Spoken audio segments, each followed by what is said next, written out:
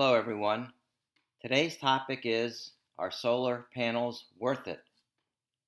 In my view, the answer to that question is the same answer that my college psychology professor said is the most common answer to most questions. It depends. It depends on where you are in your financial journey.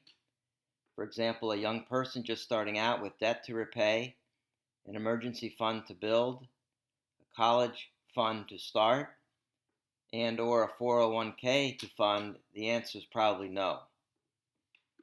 For someone further along in their life, like myself, the answer was yes. And I will walk you through how I arrived at that decision. First, the disclaimer that the information shared on Joe's Finance Fundamentals is intended only to provide general financial education for informational purposes only. The information and opinions within should not be regarded as objective facts. This content does not provide financial, tax, legal, or any professional advice. Personal financial decisions should not be implemented based on the content of this channel. And do not act upon any information without first consulting a licensed investment, tax, or legal professional. Okay, so before we get into the model here, just some solar panel basics. Now you have two options, an owned system and a leased system. I did purchase an owned system about 5 years ago in 2019. So I paid for the entire system up front and received some tax subsidies or incentives later on. And these are handled differently depending on where you live and what kind of, how the solar panel company handles it. Now, the solar panel company I went with, they sized the system to actually meet, I think it was about 85% of our electrical needs. And you can go higher than that and return electricity to the grid, or go lower than that, depending on how many panels you want and your budget. I ended up going even lower than that, just because the sun exposure and the roof, kind of the way it was positioned on my house, was better off going that way. The lifespan of solar panels is about plus or minus 25 years. Now you can lease solar panels. It's much less, if maybe nothing up front. I'm not sure. I've heard some bad things about this. I don't know enough to say either way, but what I've heard has, swayed me not to even consider this option. Okay, so why did I even develop my own solar panel calculator? And that's because I did look on the internet, and there's lots of different models out there, but I couldn't find anything that modeled the costs and the benefits to my satisfaction. In fact, most of them were too complicated. Most of them only focused on the payback period. That is, how long it will take to recover your initial out-of-pocket investment. So they might say something like, if you invest $10,000 in solar panels, based on these variables, you may recover your money in, say, 8 years. Well, the solar panels are good for 25 years. So you have 17 more years of, savings that are kind of like pure profit. How does that all work out over 25 years? What is the annual return over 25 years of solar panels versus investing the money? So instead of paying money to buy the solar panels, you invested that money. What would that look like over 25 years? That's what I was looking to get to, and could not find any models that showed that in a simple way. They might be out there, I just didn't find any. So some quick background on my situation. It was a newer home, or is a newer home. It was approximately 2 years old when we decided to put the panels on. Many homes in our neighborhood have panels. So we, had talked to neighbors, had a good positive view of, how they performed, and a local reputable provider who provided out-of-pocket costs, what the tax incentives were, and as well as the estimated savings. And also, it seemed to increase the value of the home in my area. We aren't looking to sell per se, but from what I can tell in the market, owned solar panels do increase the value of your home.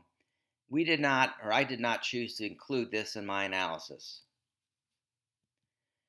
So what I did was just put together a quick spreadsheet, and I didn't factor in every variable. For example, I did not look at electricity costs and what they may do over time.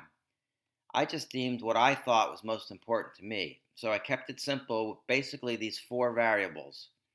What was the out-of-pocket cost after the subsidies, say $10,000, cost savings of the electricity, say $100 a month, something called panel degradation. I'm not an expert in this, but my understanding is solar panels decrease in their output somewhere between, say 0.05% per year. So I put that in the model. And then, as I mentioned, let's say you don't spend the $10,000 on the solar panels, you invested the money. What would that return? I just put in 7.5% a year. That's kind of based on historical averages of, say, an S&P 500 index mutual fund. But you can change that to whatever you think is appropriate. Now, of course, that's not guaranteed. It could be higher or lower. I think this is fairly representative of a performance like for that type of fund over the 25-year period. But as you probably know, past performance does not guarantee future results. As an aside, just recently the Japanese stock market reached a high that it had not seen in 35 years. So it peaked 35 years ago at a certain number and had gone down for 35 years and has gradually worked its way back up to exceed the peak from 35 years ago. Okay, enough of that. We'll get into what I calculated. And basically, these are the four variables at the top. And all I did was over 25 years, one column was the solar savings cumulative. So you can see year number one, it's almost $1,200 a year, which is $100 a month.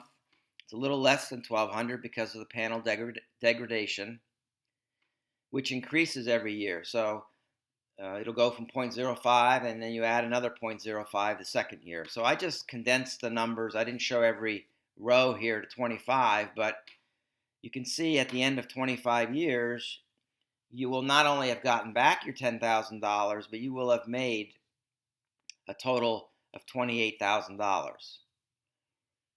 The payback period here was about, say 9 years. But again, you continue to receive savings throughout the whole life of the panel. And I'm comparing that, as I mentioned, with the investment category. And you can see, basically, if you invest your money at 7.5% a year, you will basically double the savings, or double the gain, I should say, of solar panels. So next question I said was, well, what is the gain on the solar panels? If it's not as good as investing, what is it exactly? And by plugging in 4.25% per year, you can see the total solar savings and the investment numbers are pretty much exactly the same. So that tells me owning solar panels over 25 years with these variables plugged in is a guaranteed, or is an investment gain of about 4.25% a year. So why did I choose to do that versus the investment option? I like the fact that it was 4.25% per year guaranteed. No risk, as long as the sun shines, very safe investment. I haven't had to do anything so far to the panels.